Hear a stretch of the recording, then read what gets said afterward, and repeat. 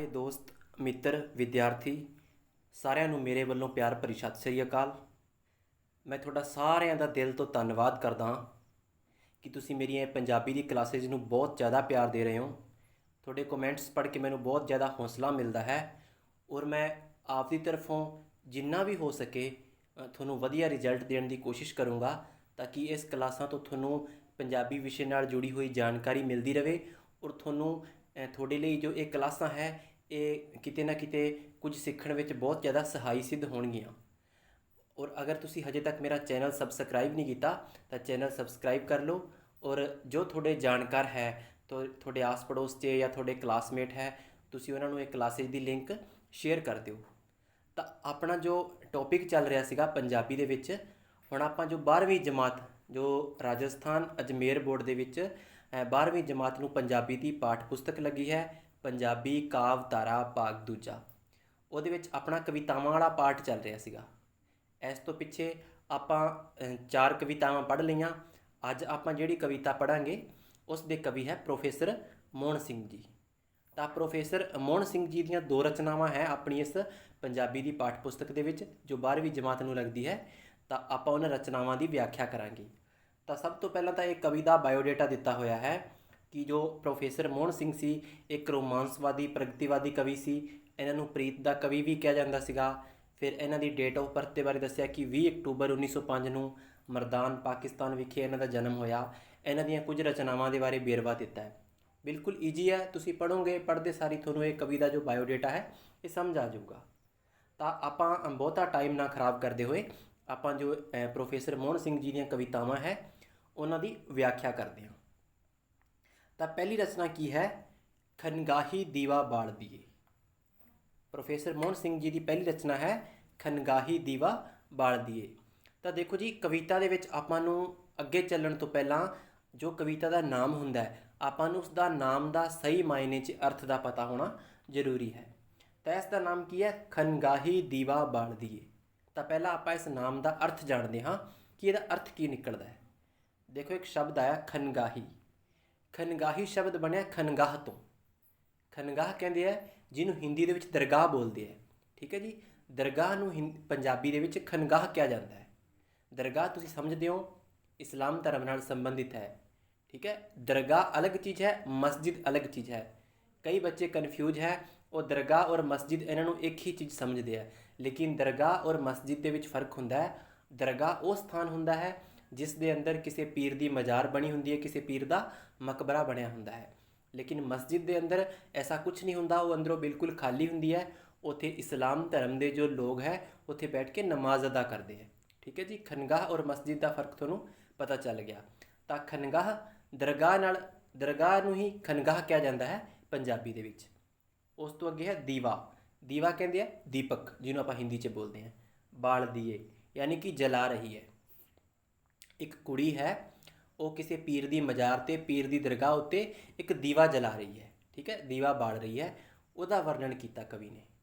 ਦੇਖੋ, ਕਵਿਤਾ ਦੇ ਵਿੱਚ ਅਗਾਂਹ ਵਧਣ ਤੋਂ ਪਹਿਲਾਂ ਮੈਂ ਤੁਹਾਨੂੰ ਥੋੜ੍ਹਾ ਸੰਖੇਪ ਦੇ ਵਿੱਚ ਦੱਸ ਦਿਆਂ ਕਿ ਕਵੀ ਹੈ ਉਸਨੇ ਇੱਕ ਕੁੜੀ ਦਾ ਉਦਾਹਰਣ ਦਿੱਤਾ ਹੈ ਕਿ ਕਿਸ ਤਰ੍ਹਾਂ ਉਹ ਕੁੜੀ ਇੱਕ ਪੀਰ ਦੀ ਮਜ਼ਾਰ ਦੇ ਉੱਤੇ ਦੀਵਾ ਬਾਲ ਕੇ, ਦੀਵਾ ਜਗਾ ਕੇ ਆਪਣੇ ਮਨ ਨੂੰ ਸੰਤੁਸ਼ਟੀ ਦੇ ਲੈਂਦੀ ਹੈ। ਲੇਕਿਨ ਜੋ ਕਵੀ ਕਹਿੰਦਾ ਜੋ ਅੱਜ ਕੱਲ੍ਹ ਦੇ ਆਪਣੇ ਆਮ ਲੋਕ ਹੈ ਜੋ ਕੁਛ ਜ਼ਿਆਦਾ ਹੀ ਪੜ੍ਹਾ ਲਿਖਾ ਸਮਝਦੇ, ਆਪਦੇ ਆਪ ਨੂੰ ਬਾਹਲਾ ਗਿਆਨੀ ਸਮਝਦੇ ਹੈ, ਐਸੇ ਲੋਕ ਆਪਦੇ ਆਪ ਦੇ ਵਿੱਚ ਹੀ ਭਟਕੇ ਰਹਿੰਦੇ ਹੈ, ਉਹਨਾਂ ਨੂੰ ਕੋਈ ਵੀ ਰਸਤਾ ਨਹੀਂ ਦਿਖਾਈ ਦਿੰਦਾ।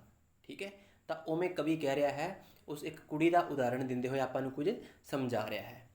ਤਾਂ ਪਹਿਲੇ ਪਹਿਰੇ ਦੇ ਵਿੱਚ ਕਵੀ ਕੀ ਕਹਿੰਦਾ ਹੈ? ਖਨਗਾਹੀ ਦੀਵਾ ਬਾਲ ਦੀਏ ਕੀ ਲੋਚ ਦੀਏ ਕੀ ਪਾਲ ਦੀਏ। ਕਵੀ ਕਹਿੰਦਾ ਕਿ ਹੇ ਕੁੜੀਏ, ਤੂੰ ਦਰਗਾਹ ਦੇ ਵਿੱਚ ਦੀਵਾ ਬਾਲ ਰਹੀ ਹੈ, ਖਨਗਾਹ ਦੇ ਵਿੱਚ ਦੀਵਾ ਬਾਲ ਰਹੀ ਹੈ, ਦੀਵਾ ਜਗਾ ਰਹੀ ਹੈ, ਕੀ ਲੋਚ ਦੀਏ।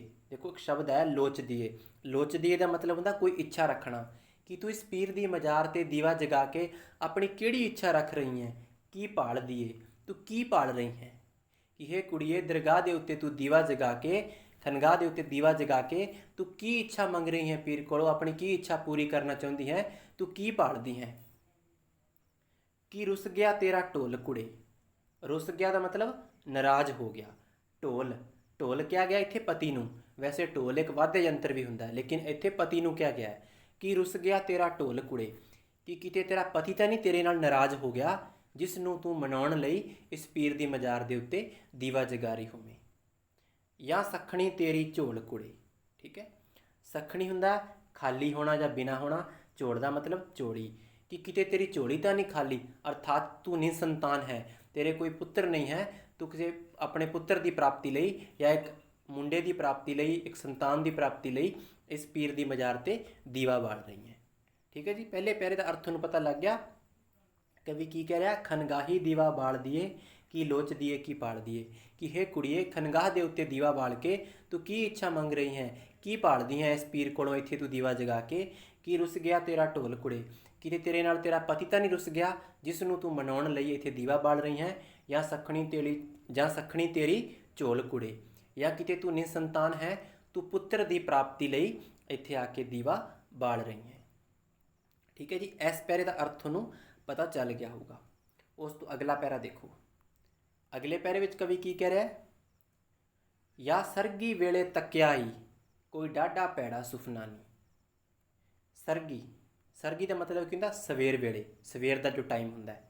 तक्याई, तक्या का मतलब देखिया ही, कि किते तू सवेरे सवेरे कोई ऐसा सुपना तो नहीं देख लिया जिस तो तू डर गई होवें। इत्थे दो शब्द आए हैं, डाढा पैड़ा, डाढा का मतलब होंदा बहुत ज़्यादा पैड़ा, पैड़े का मतलब होंदा बुरा, किते तू बहुत बुरा कोई सुपना तो नहीं देख लिया, सुपना यानी सपना।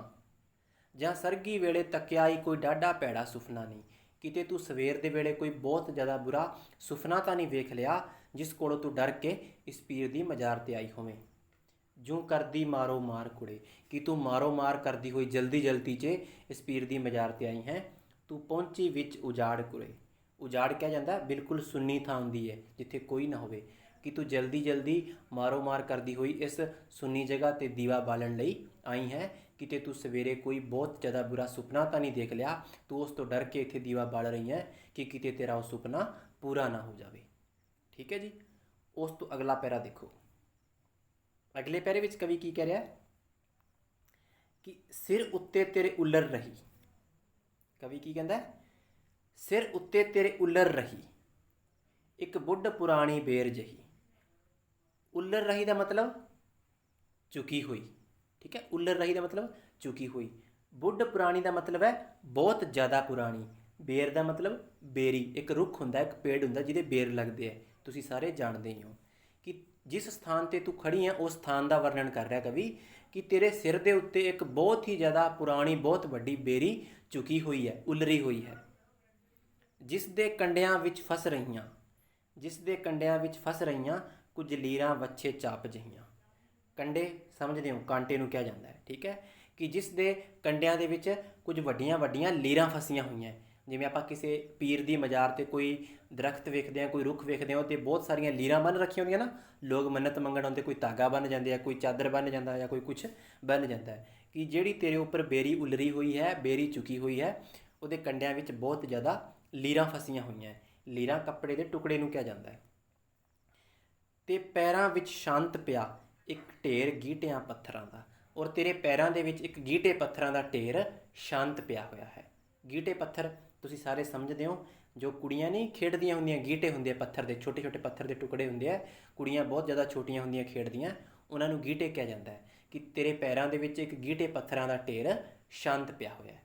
ठीक है जी, इस पैरे का भी तुहानूं व्याख्या पता लग गई, इसका अर्थ भी पता लग गया। उस तो अगले पैरे विच कवि की कह रहा है, कि तू अचल अडोल अबोल खड़ी, तू अचल अडोल अबोल खड़ी। देखो अचल, अचल का मतलब की हुंदा है, अचल का मतलब हुंदा है कि तू यकीन दे नाल खड़ी है। अडोल का मतलब बिना डोले हुए, अबोल का मतलब बिना बोले हुए, चुपचाप शांत, कि तू यकीन दे नाल बिना डोले हुए बिना बोले हुए शांत खड़ी है इत्थे। हिक तेरी नाल यकीन भरी, हिक कहंदे शरीर नूं, यकीन का मतलब विश्वास, कि तेरा जो शरीर है, तेरी हिक है, वो पूरे विश्वास के नाल भरी हुई है। तेनों पूरा विश्वास है कि इस पीर की मजार के उत्ते दीवा जगाउण करके तेरे जो सुपने हैं या तू जो भी इच्छा रख रही है, तेरी वो इच्छा पूरी हो जाऊगी। खनगाह दे उत्ते आण नाल एक दीवे दे टिमकाण नाल, ਕਿ ਇਸ ਖਨਗਾਹ ਦੇ ਉੱਤੇ ਆਉਣ ਨਾਲ, ਕਿ ਇਸ ਖਨਗਾਹ ਦੇ ਉੱਤੇ ਆ ਕੇ ਇੱਕ ਦੀਵੇ ਦੇ ਟਿਮਕਾਣ ਨਾਲ, ਟਿਮਕਾਣ ਦਾ ਮਤਲਬ ਜਗਾਉਣ ਨਾਲ, ਕਿ ਇਸ ਇੱਕ ਦੀਵੇ ਨੂੰ ਜਗਾ ਕੇ ਇਸ ਦਰਗਾਹ ਦੇ ਉੱਤੇ ਆ ਕੇ ਸਭ ਸੰਸੇ ਤੇਰੇ ਦੂਰ ਹੋਏ, ਸਭ ਸੰਸੇ ਤੇਰੇ ਦੂਰ ਹੋਏ। ਸੰਸੇ ਕਿਹਾ ਜਾਂਦਾ ਹੈ ਫਿਕਰਾਂ ਨੂੰ, ਕਿ ਤੇਰੇ ਸਾਰੇ ਫਿਕਰ ਸੀ, ਜੋ ਤੇਰੀਆਂ ਸਾਰੀਆਂ ਟੈਨਸ਼ਨਾਂ ਸੀ, ਮੁੱਕ ਗਈਆਂ। ਹਿੱਕ ਖੂੰਜੇ ਨੂਰੋ ਨੂਰ ਹੋਏ। ਹਿੱਕ ਦਾ ਮਤਲਬ ਸਰੀਰ, ਖੂੰਜੇ ਦਾ ਮਤਲਬ ਕੋਨੇ, ਨੂਰੋ ਨੂਰ ਰੋਸ਼ਨ ਹੋ ਜਾਣਾ, ਕਿ ਤੇਰੇ ਸਰੀਰ ਦੇ ਸਾਰੇ ਕੋਨੇ ਰੋਸ਼ਨ ਹੋ ਗਏ, ਨੂਰੋ ਨੂਰ ਹੋ ਗਏ। ਠੀਕ ਹੈ, ਦੁਬਾਰਾ ਇਸ ਪੈਰੇ ਦੀ ਵਿਆਖਿਆ ਦੇਖੋ। ਕਵੀ ਕਹਿ ਰਿਹਾ ਹੈ ਕਿ ਤੂੰ ਅਚਲ ਸ਼ਾਂਤ ਹੋ ਕੇ ਐਡੋਲ ਬਿਨਾ ਡੋਲੇ ਹੋਏ, ਐ ਬੋਲ ਬਿਨਾ ਕੁਝ ਬੋਲੇ ਹੋਏ ਇੱਥੇ ਖੜੀ ਹੈ। ਹਿੱਕ ਤੇਰੀ ਨਾਲ ਯਕੀਨ ਭਰੀ, ਤੈਨੂੰ ਤੇਰਾ ਸਰੀਰ ਯਕੀਨ ਦੇ ਨਾਲ ਭਰਿਆ ਹੋਇਆ ਹੈ ਕਿ ਤੇਰੀ ਜੋ ਵੀ ਇੱਛਾ ਹੈ ਇੱਥੇ ਆ ਕੇ ਪੂਰੀ ਹੋ ਜਾਊਗੀ। ਖਨਗਾਹ ਦੇ ਉੱਤੇ ਆਉਣ ਨਾਲ, ਇੱਕ ਦੀਵੇ ਦੇ ਟਿਮਕਾਣ ਨਾਲ, ਕਿ ਇਸ ਦਰਗਾਹ ਦੇ ਉੱਤੇ ਆ ਕੇ ਇੱਕ ਦੀਵਾ ਜਗਾਉਣ ਕਰਕੇ ਸਭ ਸੰਸੇ ਤੇਰੇ ਦੂਰ ਹੋਏ, ਤੇਰੇ ਸਾਰੇ ਜੋ ਫਿਕਰ ਸੀ, ਤੇਰੀਆਂ ਸਾਰੀਆਂ ਟੈਨਸ਼ਨਾਂ ਸੀ, ਦੂਰ ਹੋ ਗਈਆਂ। ਹਿੱਕ ਖੂੰਜੇ ਨੂਰੋ ਨੂਰ ਹੋਏ, ਤੇਰੇ ਸਰੀਰ ਦੇ ਸਾਰੇ ਕੋਨੇ ਨੂਰੋ ਨੂਰ ਹੋ ਗਏ, ਭਾਵ ਤੇਰੇ ਅੰਦਰ ਵਿਸ਼ਵਾਸ ਪੈਦਾ ਹੋ ਗਿਆ।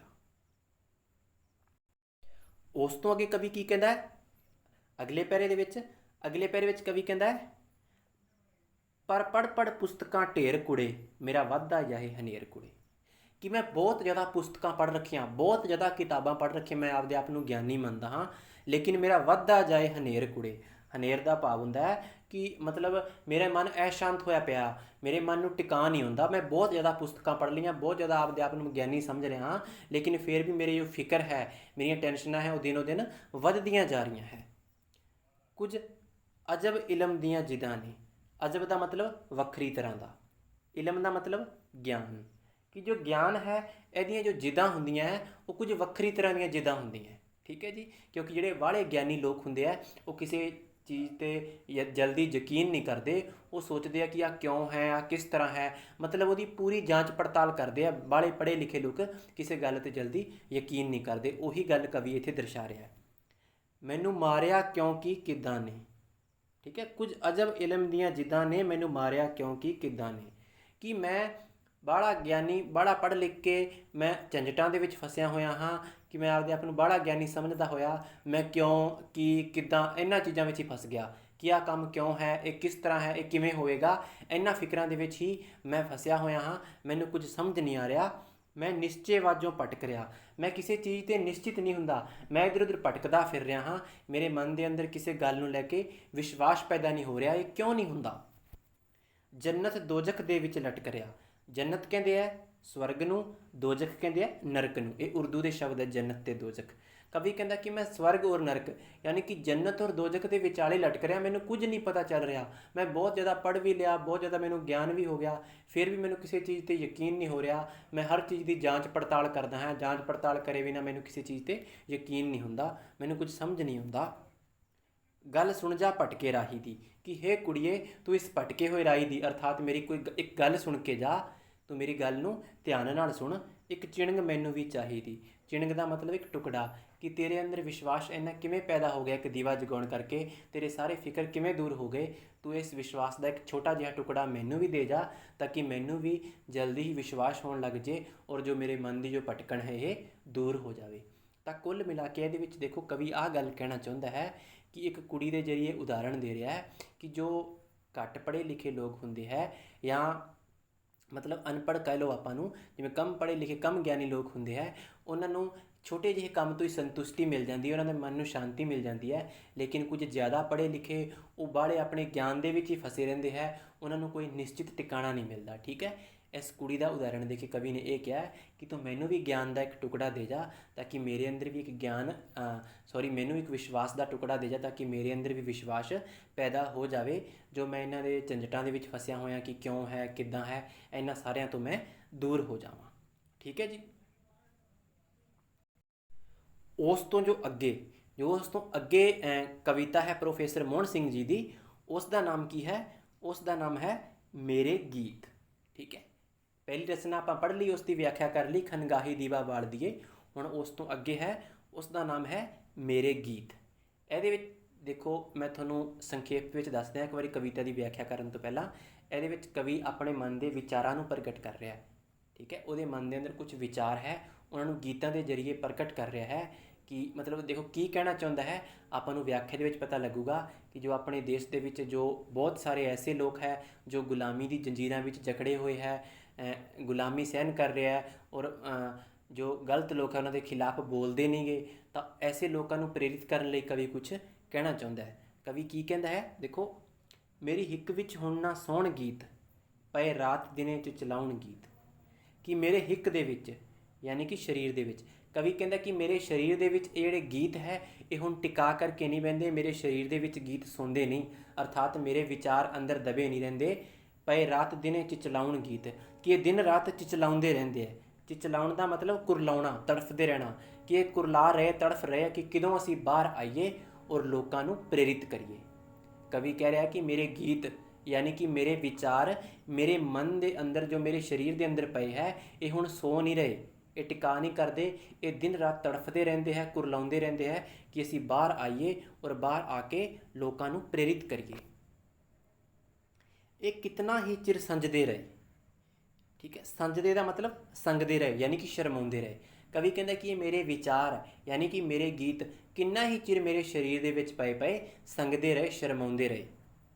ਹਿੱਕ ਪਿੰਜਰ ਅੰਦਰ ਜੰਗਦੇ ਰਹੇ, ਹਿੱਕ ਪਿੰਜਰ ਅੰਦਰ ਜੰਗਦੇ ਰਹੇ। ਹਿੱਕ ਯਾਨੀ ਕਿ ਸਰੀਰ, ਪਿੰਜਰ ਵੀ ਸਰੀਰ ਨੂੰ ਕਹਿੰਦੇ ਆ। ਜੰਗਦੇ ਰਹੇ ਮਤਲਬ ਜੰਗਾਲ ਲੱਗ ਜਾਣਾ, ਜਿਵੇਂ ਲੋਹੇ ਨੂੰ ਜੰਗਾਲ ਲੱਗ ਜਾਂਦੀ ਨਾ, ਲੋਹਾ ਖਰਾਬ ਹੋ ਜਾਂਦਾ ਹੈ, ਜਰ ਲੱਗ ਜਾਂਦੀ ਹੈ, ਉਵੇਂ ਕਹਿੰਦਾ ਹੈ ਕਿ ਇਹ ਗੀਤ ਮੇਰੇ ਸਰੀਰ ਦੇ ਅੰਦਰ ਪਏ ਜੰਗਦੇ ਰਹੇ, ਇਹਨਾਂ ਨੂੰ ਜੰਗਾਲ ਲੱਗਦੀ ਰਹੀ, ਪਏ ਅੰਦਰ ਖਰਾਬ ਹੁੰਦੇ ਰਹੇ, ਲੇਕਿਨ ਹੁਣ ਇਹ ਅੰਦਰ ਨਹੀਂ ਟਿਕਾ ਕਰ ਰਹੇ। ਇਹ ਮੇਰੇ ਗੀਤ ਮੇਰੇ ਬਾਹਰ ਆਉਣਾ ਚਾਹ ਰਹੇ ਆ, ਲੋਕਾਂ ਨੂੰ ਪ੍ਰੇਰਿਤ ਕਰਨਾ ਚਾਹ ਰਹੇ ਆ। ਅਰਥਾਤ ਕਵੀ ਕਹਿੰਦਾ ਜੋ ਮੇਰੇ ਵਿਚਾਰ ਹੈ ਇਹ ਹੁਣ ਅੰਦਰ ਦਬੇ ਨਹੀਂ ਰਹਿੰਦੇ, ਇਹ ਬਾਹਰ ਨਿਕਲਣਾ ਚਾਹੁੰਦੇ ਹੈ ਤਾਂ ਕਿ ਲੋਕ ਇਹਨਾਂ ਤੋਂ ਪ੍ਰਭਾਵਿਤ ਹੋਣ। ਖਬਰੇ ਕਿੱਦਾਂ ਦਿਨ ਲੰਘਦੇ ਰਹੇ, ਕਵੀ ਕਹਿੰਦਾ ਖਬਰੇ ਦਾ ਮਤਲਬ ਹੁੰਦਾ ਪਤਾ ਨਹੀਂ। ਕਵੀ ਕਹਿੰਦਾ ਪਤਾ ਨਹੀਂ ਕਿਸ ਤਰ੍ਹਾਂ ਪਹਿਲਾਂ ਦਿਨ ਲੰਘਦੇ ਰਹੇ ਕਿ ਇਹ ਗੀਤ ਮੇਰੇ ਸਰੀਰ ਦੇ ਵਿੱਚ ਪਏ ਰਹੇ, ਇਹ ਬਾਹਰ ਨਹੀਂ ਨਿਕਲੇ। ਹੁਣ ਪਲਵੀ ਪਲਕ ਨਾ ਲਾਉਣ ਗੀਤ, ਪਲਵੀ ਦਾ ਮਤਲਬ ਥੋੜ੍ਹੀ ਦੇਰ ਵੀ, ਪਲਕ ਨਾ ਲਾਉਣਾ ਯਾਨੀ ਕਿ ਟਿਕਾ ਨਹੀਂ ਕਰਨਾ, ਕਿ ਹੁਣ ਥੋੜ੍ਹੀ ਦੇਰ ਵੀ ਇਹ ਟਿਕਾ ਨਹੀਂ ਕਰਦੇ, ਸੌਂਦੇ ਨਹੀਂ ਹੈ, ਇਹ ਗੀਤ ਬਾਹਰ ਆਉਣ ਲਈ ਬੇਤਾਬ ਹੈ, ਇਹ ਤੜਫ ਰਹੇ ਹੈ ਕਿ ਕਦੋਂ ਅਸੀਂ ਬਾਹਰ ਆਈਏ ਔਰ ਲੋਕਾਂ ਨੂੰ ਪ੍ਰੇਰਿਤ ਕਰੀਏ। ਉਸ ਤੋਂ ਅੱਗੇ ਕਵੀ ਕੀ ਕਹਿ ਰਿਹਾ ਕਿ ਇਹ ਚਾਣ ਨਿਕਲਣਾ ਖੁੱਲ੍ਹਣਾ ਹੁਣ। ਕਵੀ ਕਹਿੰਦਾ ਇਹ ਚਾਣ ਨਿਕਲਣਾ ਖੁੱਲ੍ਹਣਾ ਹੁਣ, ਕਿ ਇਹ ਜਿਹੜੇ ਮੇਰੇ ਗੀਤ ਹੈ ਇਹ ਬਾਹਰ ਨਿਕਲਣਾ ਚਾਹੁੰਦੇ ਹੈ, ਪੂਰਾ ਖੁੱਲ੍ਹਣਾ ਚਾਹੁੰਦੇ ਹੈ, ਸਮਾਜ ਦੇ ਵਿੱਚ ਇਹ ਫੈਲਣਾ ਚਾਹੁੰਦੇ ਹੈ। ਝੱਖੜਾਂ ਦੇ ਵਾਂਗਰ ਝੁੱਲਣਾ ਹੁਣ। ਝੱਖੜ ਕਹਿੰਦੇ ਆ ਤੂਫਾਨ ਨੂੰ, ਹਨੇਰ ਤਾਂ ਨਾ ਚਖੇੜਾ ਹੁੰਦਾ ਹੈ, ਤੂਫਾਨ ਨੂੰ ਕਹਿੰਦੇ ਆ। ਵਾਂਗਰ ਦਾ ਮਤਲਬ ਤਰ੍ਹਾਂ, ਝੁੱਲਣਾ ਦਾ ਮਤਲਬ ਝੂਲ ਰਿਹਾ, ਕਿ ਜਿਹੜੇ ਮੇਰੇ ਗੀਤ ਹੈ ਇਹ ਬਾਹਰ ਨਿਕਲ ਕੇ ਤੂਫਾਨਾਂ ਦੀ ਤਰ੍ਹਾਂ ਝੁੱਲਣਾ ਚਾਹੁੰਦੇ ਹੈ, ਯਾਨੀ ਕਿ ਸਮਾਜ ਦੇ ਵਿੱਚ ਇਸ ਤਰ੍ਹਾਂ ਫੈਲਣ, ਲੋਕਾਂ ਨੂੰ ਪ੍ਰੇਰਿਤ ਕਰਨਾ ਚਾਹੁੰਦੇ ਹੈ। ਜਿਵੇਂ ਤੂਫਾਨ ਸਾਰਾ ਕੁਝ ਹਿਲਾ ਕੇ ਰੱਖ ਦਿੰਦਾ ਹੈ, ਉਵੇਂ ਇਹ ਮੇਰੇ ਗੀਤ ਬਾਹਰ ਆ ਕੇ ਜੋ ਲੋਕਾਂ ਨੂੰ ਬਗਾਵਤ ਦੇ ਖਿਲਾਫ ਲੜਨ ਲਈ ਤਿਆਰ ਕਰਨਗੇ। ਅਤੇ ਨਾਲ ਕਿਸਮਤਾਂ ਘੁਲਣਾ ਹੁਣ, ਅਤੇ ਇਹ ਬਾਹਰ ਆ ਕੇ ਕਿਸਮਤਾਂ ਦੇ ਨਾਲ ਘੁਲਣਾ ਚਾਹੁੰਦੇ ਹੈ, ਅਰਥਾਤ ਕਿਸਮਤਾਂ ਨੂੰ ਬਦਲ ਦੇਣਾ ਚਾਹੁੰਦੇ ਹੈ ਜੋ ਮੇਰੇ ਗੀਤ ਹੈ ਇਹ ਬਾਹਰ ਆ ਕੇ। ਅਰਸ਼ਾਂ ਨਾਲ ਆਡੇ ਲਾਉਣ ਗੀਤ, ਅਰਸ਼ਾਂ ਯਾਨੀ ਕਿ ਆਸਮਾਨ ਦੇ ਨਾਲ, ਆਡੇ ਲਾਉਣਾ ਯਾਨੀ ਕਿ ਟੱਕਰ ਲੈਣੀ, ਕਿ ਜਿਹੜੇ ਮੇਰੇ ਗੀਤ ਹੈ ਇਹ ਆਸਮਾਨਾਂ ਦੇ ਨਾਲ ਟੱਕਰ ਲੈਣ ਦੀ ਸਮਰੱਥਾ ਰੱਖਦੇ ਹੈ। ਇਹ ਮੇਰੇ ਗੀਤ ਬਾਹਰ ਆ ਕੇ ਲੋਕਾਂ ਨੂੰ ਇੰਨਾ ਪ੍ਰੇਰਿਤ ਕਰਨਗੇ ਕਿ ਲੋਕ ਯਾਨੀ ਕਿ ਵੱਡੇ ਤੋਂ ਵੱਡੇ ਜ਼ੁਲਮ ਦੇ ਖਿਲਾਫ ਲੜਨ ਲਈ ਤਿਆਰ ਹੋ ਜਾਣਗੇ, ਅਰਥਾਤ ਆਸਮਾਨ ਨਾਲ ਵੀ ਟੱਕਰ ਲੈਣ ਲਈ ਤਿਆਰ ਹੋਣਗੇ। ਉਸ ਤੋਂ ਅੱਗੇ ਕਵੀ ਕੀ ਕਹਿੰਦਾ ਹੈ ਕਿ ਇਹ ਗੀਤ ਨਾ ਕਿਸੇ ਸ਼ਹਿਜ਼ਾਦੀ ਦੇ, ਸ਼ਹਿਜ਼ਾਦੀ ਕਹਿੰਦੇ ਸ਼ਹਿਜ਼ਾਦੀ, ਕੋਈ ਸੋਹਣੀ ਮੁਟਿਆਰ, ਰਾਜੇ ਦੀ ਕੁੜੀ, ਠੀਕ ਹੈ। ਕਵੀ ਕਹਿੰਦਾ ਕਿ ਇਹ ਜਿਹੜੇ ਮੇਰੇ ਗੀਤ ਹੈ ਇਹ ਕਿਸੇ ਸ਼ਹਿਜ਼ਾਦੀ ਲਈ ਨਹੀਂ ਗਾਏ ਹੋਏ, ਨਾ ਹੁਸਨ ਇਸ਼ਕ ਦੀ ਵਾਦੀ ਦੇ, ਨਾ ਹੀ ਇਹ ਕਿਸੇ ਹੁਸਨ ਦੀ ਤਾਰੀਫ ਕੀਤੀ ਹੈ, ਨਾ ਹੀ ਕੋਈ ਇਸ਼ਕ ਨਾਲ ਸੰਬੰਧਿਤ ਗੀਤ ਹੈ। ਕਵੀ ਕਹਿੰਦਾ ਨਾ ਹੀ ਤਾਂ ਇਹ ਗੀਤ ਕਿਸੇ ਸ਼ਹਿਜ਼ਾਦੀ ਲਈ ਗਾਏ ਗਏ ਹੈ, ਨਾ ਹੀ ਇਹ ਕਿਸੇ ਦੇ ਹੁਸਨ ਦੀ ਤਾਰੀਫ ਹੈ, ਨਾ ਹੀ ਇਹ ਗੀਤ ਇਸ਼ਕ ਨਾਲ ਸੰਬੰਧਿਤ ਹੈ। ਇਹ ਤਾਂ ਨਗਮੇ ਰੂਹ ਫਰਿਆਦੀ ਦੇ, ਠੀਕ ਹੈ। ਨਗਮੇ ਦਾ ਮਤਲਬ ਹੁੰਦਾ ਗੀਤ, ਨਗਮਾ ਵੀ ਗੀਤ ਨੂੰ ਕਿਹਾ ਜਾਂਦਾ ਹੈ। ਰੂਹ ਫਰਿਆਦੀ, ਠੀਕ ਹੈ, ਯਾਨੀ ਕਿ ਇਹ ਤਾਂ ਫਰਿਆਦੀ ਰੂਹ ਦੇ ਗੀਤ ਹੈ ਜੋ ਕਿ ਲੋਕਾਂ ਨੂੰ ਕੁਝ ਕਰਨ ਲਈ ਪ੍ਰੇਰਿਤ ਕਰਨਗੇ। ਇਹ ਕਿਸੇ ਸ਼ਹਿਜ਼ਾਦੀ ਲਈ ਜਾਂ ਕਿਸੇ ਹੁਸਨ ਦੀ ਤਾਰੀਫ 'ਚ ਨਹੀਂ ਗਏ ਹੋਏ, ਬਲਕਿ ਇਹ ਗੀਤ ਐਸੇ ਗੀਤ ਹੈ ਜੋ ਲੋਕਾਂ ਦੇ ਅੰਦਰ ਵਿਸ਼ਵਾਸ ਪੈਦਾ ਕਰਨਗੇ, ਉਹਨਾਂ ਨੂੰ ਕੁਝ ਕਰਨ ਲਈ ਪ੍ਰੇਰਿਤ ਕਰਨਗੇ। ਦਿਲ ਵਾਲਿਆਂ ਨੂੰ ਤੜਫਾਉਣ ਗੀਤ, ਕਿ ਜਿਹੜੇ ਦਿਲ ਵਾਲੇ ਲੋਕ ਹੈ ਯਾਨੀ ਕਿ ਕੁਝ ਜਿਹੜੇ ਐਸੇ ਲੋਕ ਜੋ ਕੁਝ ਕਰਨ ਦੀ ਯੋਗਤਾ ਰੱਖਦੇ ਹੈ, ਜਦੋਂ ਉਹ ਮੇਰੇ ਇਹਨਾਂ ਗੀਤਾਂ ਨੂੰ ਸੁਣਨਗੇ ਤਾਂ ਉਹਨਾਂ ਦੇ ਅੰਦਰ ਕੁਝ ਮਤਲਬ ਕਰਨ ਦਾ ਜਜ਼ਬਾ ਪੈਦਾ ਹੋਊਗਾ, ਠੀਕ ਹੈ। ਇਹ ਦਿਲ ਵਾਲਿਆਂ ਨੂੰ ਇਹ ਮੇਰੇ ਗੀਤ ਤੜਫਾਉਣਗੇ, ਉਹਨਾਂ ਨੂੰ ਕੁਝ ਕਰਨ ਲਈ ਇਹ ਪ੍ਰੇਰਿਤ ਕਰਨਗੇ। ਜਿਵੇਂ ਆਪਾਂ ਨਹੀਂ ਕੋਈ ਗਾਣਾ ਸੁਣਦੇ ਹਾਂ, ਮੰਨ ਲਓ ਆਪਾਂ ਕੋਈ ਮੈਂ ਇੱਕ ਐਗਜ਼ਾਮਪਲ ਦੇ ਰਿਹਾ, ਦੇਖੋ ਇੱਕ ਉਦਾਹਰਣ ਦੇ ਰਿਹਾ, ਇਹਨੂੰ ਉਦਾਹਰਣ ਹੀ ਸਮਝਣਾ। ਜਿਵੇਂ ਆਪਾਂ ਕਈ ਵਾਰ ਕੋਈ ਲੜਾਈ ਵਾਲਾ ਗੀਤ ਸੁਣ ਲੈਂਦੇ ਹਾਂ, ਤਾਂ ਲੜਾਈ ਵਾਲਾ ਗੀਤ ਸੁਣ ਕੇ ਆਪਣੇ ਮਨ ਦੇ ਅੰਦਰ ਵੀ ਲੜਾਈ ਵਾਲੇ ਭਾਵ ਆ ਜਾਂਦੇ ਆ। ਜਦੋਂ ਆਪਾਂ ਕੋਈ ਇਮੋਸ਼ਨਲ ਗੀਤ ਸੁਣ ਲੈਂਦੇ ਹਾਂ ਤਾਂ ਆਪਣਾ ਮਨ ਇਮੋਸ਼ਨਲ ਹੋ ਜਾਂਦਾ ਹੈ, ਠੀਕ ਹੈ। ਉਸੇ ਤਰ੍ਹਾਂ ਜਦੋਂ ਆਪਾਂ ਕੋਈ ਮੋਟੀਵੇਸ਼ਨਲ ਸੌਂਗ ਸੁਣ ਲੈਂਦੇ ਹਾਂ ਤਾਂ ਆਪਣਾ ਮੋਟੀਵੇਸ਼ਨ ਹੋ ਜਾਂਦਾ, ਆਪਾਂ ਜ਼ਿਆਦਾ ਪੜ੍ਹਨ ਦੀ ਕੋਸ਼ਿਸ਼ ਕਰਦੇ ਹਾਂ, ਆਪਣੇ ਆਪ ਨੂੰ ਚੰਗਾ ਦਿਖਾਉਣ ਦੀ ਕੋਸ਼ਿਸ਼ ਕਰਦੇ ਹਾਂ ਨਾ। ਤਾਂ ਉਵੇਂ ਕਵੀ ਕਹਿ ਰਿਹਾ ਕਿ ਜਿਹੜੇ ਮੇਰੇ ਗੀਤ ਹੈ, ਇਹ ਜੋ ਲੋਕ ਦਿਲ ਵਾਲੇ ਹੈ, ਜੋ ਕੁਝ ਕਰਨ ਦੀ ਯੋਗਤਾ ਰੱਖਦੇ ਹੈ, ਉਹਨਾਂ ਨੂੰ ਮੇਰੇ ਗੀਤ ਤੜਫਾਉਣਗੇ। ਇਹ ਸੁੱਤੀ ਚਿਣਗ ਮਗਾਵਣਗੇ, ਠੀਕ ਹੈ ਜੀ। ਇਹ ਸੁੱਤੀ ਚਿਣਗ ਮਗਾਵਣਗੇ। ਸੁੱਤੀ ਚਿਣਗ ਦਾ ਭਾਵ ਹੁੰਦਾ ਜੋ ਦੱਬੀਆਂ ਹੋਈਆਂ ਭਾਵਨਾਵਾਂ ਹੈ, ਜੋ ਲੋਕਾਂ ਦੀਆਂ ਦੱਬੀਆਂ ਹੋਈਆਂ ਭਾਵਨਾਵਾਂ ਹੈ, ਜੋ ਕੁਝ ਕਰਨ ਦੀ ਯੋਗਤਾ ਤਾਂ ਰੱਖਦੇ ਆ ਲੇਕਿਨ ਡਰੇ ਹੋਏ ਆ, ਕੁਝ ਕਰ ਨਹੀਂ ਰਹੇ, ਜੋ ਉਹਨਾਂ ਦੀ ਭਾਵਨਾਵਾਂ ਦੱਬੀਆਂ ਹੋਈਆਂ, ਉਹਨਾਂ ਭਾਵਨਾਵਾਂ ਨੂੰ ਉਜਾਗਰ ਕਰਨਗੇ, ਸਾਹਮਣੇ ਲੈ ਕੇ ਆਉਣਗੇ। ਮਗਾਵਣਗੇ ਦਾ ਮਤਲਬ ਤੇਜ਼ ਕਰਨਗੇ, ਕਿ ਜੋ ਲੋਕਾਂ ਦੀ ਭਾਵਨਾਵਾਂ ਦੱਬੀਆਂ ਹੋਈਆਂ ਉਹਨਾਂ ਨੂੰ ਤੇਜ਼ ਕਰਨਗੇ। ਯੁਵਕਾਂ ਦਾ ਲਹੂ ਗਰਮਾਵਣਗੇ। ਜੋ ਯੁਵਾ ਲੋਕ ਹੈ, ਠੀਕ ਹੈ, ਜੋ ਯੁਵਾ ਪੀੜ੍ਹੀ ਹੈ, ਉਹਨਾਂ ਦਾ ਜੋ ਖੂਨ ਹੈ, ਲਹੂ ਦਾ ਮਤਲਬ ਖੂਨ, ਉਹਨਾਂ ਦੇ ਖੂਨ ਨੂੰ ਗਰਮ ਕਰਨਗੇ, ਉਹਨਾਂ ਨੂੰ ਐਸਾ ਪ੍ਰੇਰਿਤ ਕਰਨਗੇ ਕਿ ਉਹ ਜੋ ਗਲਤ ਲੋਕ ਹੈ ਉਹਨਾਂ ਦੇ ਖਿਲਾਫ ਟੱਕਰ ਲੈਣ ਲਈ ਉਹ ਲੋਕ ਯੁਵਕ ਤਿਆਰ ਹੋ ਜਾਵਣਗੇ। ਜੰਜੀਰਾਂ ਨੂੰ ਹੱਥ ਪਾਵਣਗੇ। ਜੰਜੀਰਾਂ ਨੂੰ ਹੱਥ ਪਾਵਣਗੇ ਯਾਨੀ ਕਿ ਜੋ ਗੁਲਾਮੀ ਦੀ ਜੰਜੀਰਾਂ ਜਿਨ੍ਹਾਂ ਵਿੱਚ ਆਪਾਂ ਜਕੜੇ ਹੋਏ ਹਾਂ, ਉਹਨਾਂ ਜੰਜੀਰਾਂ ਨੂੰ ਹੱਥ ਪਾਵਣਗੇ। ਭਾਵ ਕਿ ਜੋ ਗੁਲਾਮੀ ਦੀ ਜੰਜੀਰਾਂ ਹੈ, ਉਹ ਗੁਲਾਮੀ ਦੀ ਜੰਜੀਰਾਂ ਨੂੰ ਤੋੜ ਦੇਣਗੇ ਔਰ ਇੱਕ ਆਜ਼ਾਦ ਹੋਣ ਦੀ ਕੋਸ਼ਿਸ਼ ਕਰਨਗੇ।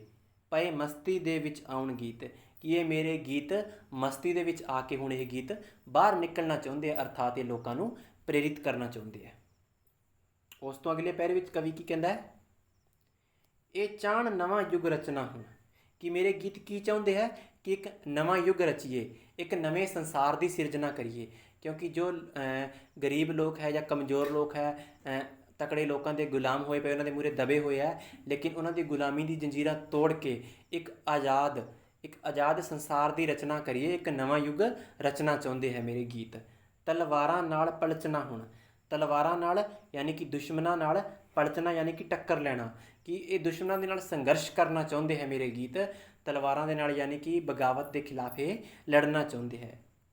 ਚੜ੍ਹ ਸੂਲੀਆਂ ਉੱਤੇ ਨੱਚਣਾ ਹੁਣ, ਕਿ ਜੋ ਮੇਰੇ ਗੀਤ ਹੈ ਇਹ ਸੂਲੀ ਉੱਤੇ ਚੜ੍ਹ ਕੇ ਨੱਚਣ ਲਈ ਵੀ ਤਿਆਰ ਹੈ, ਅਰਥਾਤ ਮਰਨ ਲਈ ਵੀ ਤਿਆਰ ਹੈ। ਮੇਰੇ ਗੀਤ ਸੁਣ ਕੇ ਲੋਕ ਇੰਨਾ ਪ੍ਰੇਰਿਤ ਹੋਣਗੇ ਕਿ ਉਹ ਮਰਨੋਂ ਵੀ ਨਹੀਂ ਡਰਨਗੇ, ਮੇਰੇ ਮਰਨੋਂ ਨਾ ਘਬਰਾਉਣ ਗੀਤ, ਕਿ ਮੇਰੇ ਗੀਤ ਹੁਣ ਮਰਨੋਂ ਵੀ ਨਹੀਂ ਡਰਦੇ। ਅਗਰ ਮੌਤ ਵੀ ਆਈ ਤਾਂ ਉਹਨੂੰ ਹੱਸ ਕੇ ਕਬੂਲ ਕਰ ਲੈਣਗੇ, ਲੇਕਿਨ ਇਹ ਜ਼ੁਲਮ ਦੇ ਖਿਲਾਫ ਲੜਨ ਲਈ ਤਿਆਰ ਰਹਿਣਗੇ। ਉਸ ਤੋਂ ਅਗਲੇ ਪੈਰੇ ਵਿੱਚ ਕਵੀ ਕੀ ਕਹਿੰਦਾ ਹੈ ਕਿ ਜਦ ਤੀਕਰ ਯੁਵਕ ਨਾ ਜਾਗਣਗੇ। ਜਦ ਤੀਕਰ ਦਾ ਮਤਲਬ ਹੁੰਦਾ ਹੈ ਜਦੋਂ ਤੱਕ, ਕਿ ਜਦੋਂ ਤੱਕ ਜੋ ਯੁਵਕ ਹੈ, ਜੋ ਯੁਵਾ ਵਰਗ ਹੈ, ਇਹ ਨਾ ਜਾਗੂਗਾ, ਸੰਘਰਸ਼ ਕਰਨ ਲਈ ਨਾ ਤਿਆਰ ਹੋਊਗਾ, ਮੇਰੇ ਗੀਤ ਨਾ ਗਾਉਣਾ ਤਿਆਗਣਗੇ। ਤਿਆਗਣਗੇ ਦਾ ਮਤਲਬ ਛੱਡਣਾ, ਕਿ ਮੇਰੇ ਗੀਤ ਗਾਉਣਾ ਛੱਡਣਗੇ ਨਹੀਂ, ਇਹ ਮੇਰੇ ਗੀਤ ਆਉਂਦੇ ਹੀ ਰਹਿਣਗੇ, ਇਹ ਯੁਵਕਾਂ ਨੂੰ ਪ੍ਰੇਰਿਤ ਕਰਦੇ ਹੀ ਰਹਿਣਗੇ ਜਦ ਤੱਕ ਕਿ ਉਹ ਯੁਵਕ ਜਾਂ ਯੁਵਾ ਵਰਗ ਸੰਘਰਸ਼ ਕਰਨ ਲਈ ਤਿਆਰ ਨਾ ਹੋਣਗੇ। ਦਿਨ ਰਾਤ ਉਨੀਂਦੇ ਜਾਗਣਗੇ, ਕਿ ਦਿਨ ਰਾਤ ਮੇਰੇ ਗੀਤ ਸੌਣਗੇ ਨਹੀਂ। ਉਨੀਂਦੇ ਦਾ ਮਤਲਬ ਸੌਣਗੇ ਨਹੀਂ, ਇਹ ਦਿਨ ਰਾਤ ਜਾਗਦੇ ਰਹਿਣਗੇ, ਯੁਵਾ ਵਰਗ ਨੂੰ ਕੁਝ ਕਰਨ ਲਈ ਪ੍ਰੇਰਿਤ ਕਰਦੇ ਰਹਿਣਗੇ।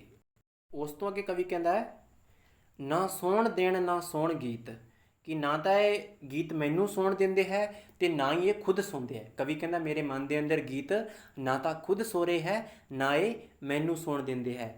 ਮੇਰੀ ਹਿੱਕ ਵਿੱਚ ਹੁਣ ਨਾ ਸੌਣ ਗੀਤ, ਪਏ ਰਾਤ ਦਿਨ 'ਚ ਚਲਾਉਣ ਗੀਤ, ਕਿ ਮੇਰੇ ਹਿੱਕ ਦੇ ਅੰਦਰ, ਮੇਰੇ ਸਰੀਰ ਦੇ ਅੰਦਰ ਇਹ ਵਿਚਾਰ, ਇਹ ਗੀਤ ਹੁਣ ਟਿਕਾ ਕਰਕੇ ਨਹੀਂ ਪੈਂਦੇ, ਇਹ ਬਾਹਰ ਨਿਕਲਣਾ ਚਾਹੁੰਦੇ ਹੈ, ਬਾਹਰ ਆ ਕੇ ਇਹ ਲੋਕਾਂ ਨੂੰ ਪ੍ਰੇਰਿਤ ਕਰਨਾ ਚਾਹੁੰਦੇ ਹੈ।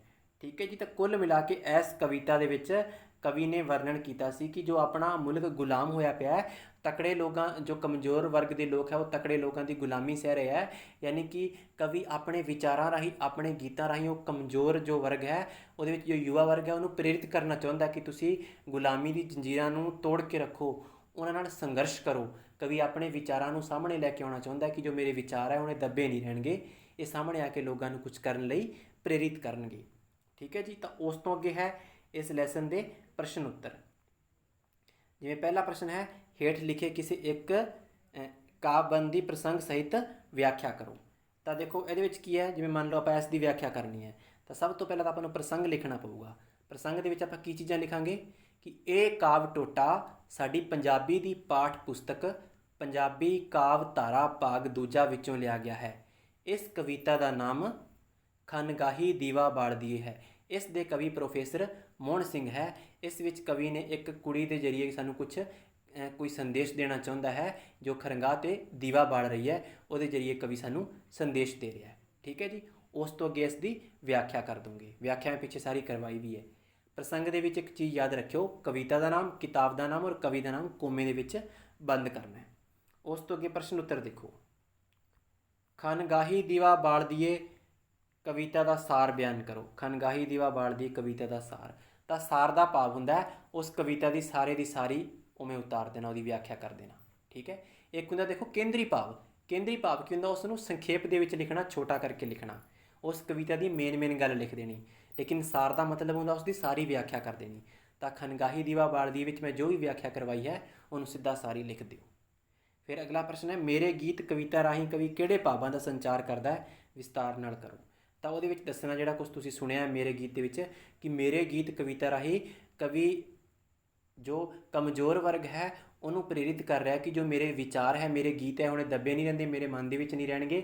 ਇਹ ਬਾਹਰ ਆ ਕੇ ਲੋਕਾਂ ਨੂੰ, ਯੁਵਾਵਾਂ ਨੂੰ ਪ੍ਰੇਰਿਤ ਕਰਨਗੇ ਕਿ ਤੁਸੀਂ ਦੁਸ਼ਮਣ ਦਾ ਮੁਕਾਬਲਾ ਕਰੋ, ਗੁਲਾਮੀ ਦੀ ਜੰਜੀਰਾਂ ਨੂੰ ਤੋੜੋ ਔਰ ਤੁਸੀਂ ਸੰਘਰਸ਼ ਕਰਕੇ ਇੱਕ ਨਵੇਂ ਯੁੱਗ ਦੀ ਰਚਨਾ ਕਰਨਾ ਚਾਹੁੰਦੇ ਹੈ। ਮੇਰੇ ਗੀਤ ਇਹ ਬਹੁਤ ਟਾਈਮ ਹੋ ਗਿਆ ਮੇਰੇ ਸਰੀਰ ਦੇ ਅੰਦਰ ਪਏ ਜੰਗਦੇ ਰਹੇ, ਲੇਕਿਨ ਇਹ ਹੁਣ ਬਾਹਰ ਆ ਰਹੇ ਹੈ। ਨਾ ਤਾਂ ਇਹ ਮੈਨੂੰ ਸੁਣ ਦੇ ਰਿਹਾ ਹੈ, ਨਾ ਇਹ ਖੁਦ ਸੋ ਰਿਹਾ ਹੈ। ਤਾਂ ਜਿਹੜੀ ਮੈਂ ਸਾਰੀ ਉਹ ਵਿਆਖਿਆ ਕੀਤੀ ਹੈ ਉਹ ਇਸ ਦਾ ਆਨਸਰ ਹੈ। ਉਸ ਤੋਂ ਅੱਗੇ ਚੌਥਾ ਪ੍ਰਸ਼ਨ ਹੈ, ਖਨਗਾਹੀ ਦੀਵਾ ਬਾਲਣ ਨਾਲ ਕਿਹੜੇ ਸੰਸ਼ੇ ਦੂਰ ਹੋ ਜਾਂਦੇ ਹੈ? ਖਨਗਾਹੀ ਦੀਵਾ ਬਾਲ ਦੀ ਕਵਿਤਾ ਦੇ ਆਧਾਰ 'ਤੇ ਬਿਆਨ ਕਰੋ। ਤਾਂ ਇਸ ਕਵਿਤਾ ਦੇ ਮਾਧਿਅਮ ਨਾਲ ਕਵੀ ਇਹ ਸੰਦੇਸ਼ ਦੇਣਾ ਚਾਹੁੰਦਾ ਹੈ। ਕਵੀ ਕਹਿੰਦਾ ਹੈ ਕਿ ਕਿਸ ਤਰ੍ਹਾਂ ਉਹ ਕੁੜੀ ਸੀ ਜੋ ਕਿ ਫਿਕਰਾਂ ਦੇ ਵਿੱਚ ਦਰਗਾਹ ਦੇ ਉੱਤੇ ਆਈ। ਉਸ ਦਰਗਾਹ ਦੇ ਉੱਤੇ ਆ ਕੇ ਪੀਰ ਦੀ ਮਜ਼ਾਰ ਦੇ ਅੱਗੇ ਸਿਰਫ ਇੱਕ ਦੀਵਾ ਜਗਾਉਣ ਨਾਲ ਉਹਦੇ ਮਨ ਦੇ ਜਿੰਨੇ ਵੀ ਫਿਕਰ ਸੀ, ਜਿੰਨੀਆਂ ਵੀ ਟੈਨਸ਼ਨਾਂ ਸੀ, ਸਾਰੇ ਦੀ ਸਾਰੀਆਂ ਦੂਰ ਹੋ ਗਈਆਂ। ਲੇਕਿਨ ਜੋ ਗਿਆਨੀ ਲੋਕ ਹੈ, ਜ਼ਿਆਦਾ ਪੜ੍ਹੇ ਲਿਖੇ ਲੋਕ ਹੈ, ਉਹ ਆਪਣੇ ਆਪ ਦੇ ਵਿੱਚ ਹੀ ਉਲਝੇ ਪਏ ਹੈ। ਉਹਨਾਂ ਦੇ ਮਨ ਨੂੰ ਇੱਕ ਨਿਸ਼ਚਿਤ ਟਿਕਾਣਾ ਨਹੀਂ ਮਿਲ ਰਿਹਾ। ਠੀਕ ਹੈ। ਤਾਂ ਉਹ ਇੱਕ ਕੁੜੀ ਦਾ ਉਦਾਹਰਣ ਦੇ ਰਿਹਾ ਸੀਗਾ ਕਿ ਇੱਕ ਪੀਰ ਦੀ ਮਜ਼ਾਰ 'ਤੇ ਦੀਵਾ ਜਗਾਉਣ ਨਾਲ ਕੁੜੀ ਦੇ ਜਿੰਨੇ ਵੀ ਫਿਕਰ ਸੀ ਸਭ ਉਹ ਦੂਰ ਹੋ ਗਏ। ਠੀਕ ਹੈ ਜੀ। ਅਗਰ ਇਹ ਕਲਾਸ ਤੁਹਾਨੂੰ ਚੰਗੀ ਲੱਗੇ ਤਾਂ ਇਸ ਨੂੰ ਲਾਈਕ, ਸ਼ੇਅਰ ਅਤੇ ਔਰ ਚੈਨਲ ਨੂੰ ਸਬਸਕ੍ਰਾਈਬ ਜ਼ਰੂਰ ਕਰਿਓ। ਅਗਰ ਮੇਰੇ ਬੋਲਣ ਦੇ ਵਿੱਚ ਜਾਂ ਸਮਝਾਉਣ ਦੇ ਵਿੱਚ ਕੋਈ ਗਲਤੀ ਹੋ ਗਈ ਹੋਵੇ ਤਾਂ ਤੁਸੀਂ ਕਮੈਂਟ ਬਾਕਸ ਦੇ ਵਿੱਚ ਆਪਣੀ ਰਾਏ ਜ਼ਰੂਰ ਦੇਣਾ। ਦੇਖੋ, ਅਗਰ ਤੁਸੀਂ ਕਮੈਂਟ ਬਾਕਸ ਦੇ ਵਿੱਚ ਸਲਾਹ ਦਿਓਗੇ ਤਾਂ ਫਿਰ ਹੀ ਸਾਨੂੰ ਆਪਣੀ ਗਲਤੀ ਸੁਧਾਰਨ ਦਾ ਮੌਕਾ ਮਿਲੂਗਾ। ਤੁਸੀਂ ਬੇਝਿਜਕ ਹੋ ਕੇ, ਨਿਸੰਕੋਚ ਹੋ ਕੇ ਜਿਹੜੀ ਵੀ ਗਲਤੀ ਹੈ, ਜੋ ਵੀ ਕੁਝ ਹੋ ਰਿਹਾ ਮੇਰੇ ਕੋਲ, ਤੁਸੀਂ ਕਮੈਂਟ ਦੇ ਵਿੱਚ ਦੱਸ ਦਿਓ ਤਾਂ ਮੈਂ ਇਹਨੂੰ ਅੱਗੇ ਤੋਂ ਸੁਧਾਰਨ ਦੀ ਕੋਸ਼ਿਸ਼ ਕਰੂੰਗਾ। ਬਹੁਤ ਜਲਦੀ ਅਗਲੀ ਵੀਡੀਓ ਦੇ ਵਿੱਚ ਆਪਾਂ ਨਵੀਂ ਕਲਾਸ ਲੈ ਕੇ ਹਾਜ਼ਰ ਹੋਵਾਂਗੇ। ਉਦੋਂ ਤੱਕ ਲਈ ਧੰਨਵਾਦ।